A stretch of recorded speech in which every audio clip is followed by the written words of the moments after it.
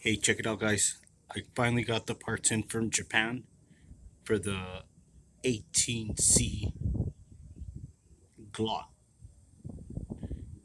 $80 build that I got from Phoenix at a place called Modern Warfare for $80. So I'm ready to build. I already sanded it down and I'm ready to paint it. So I'm gonna primer it right now, and then after it's primered and dried, I'll make a video on plastic dipping it.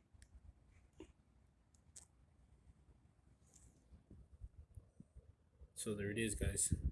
A bare upper, a new outer barrel, old inner barrel, new hop up, everything brand new from Japan.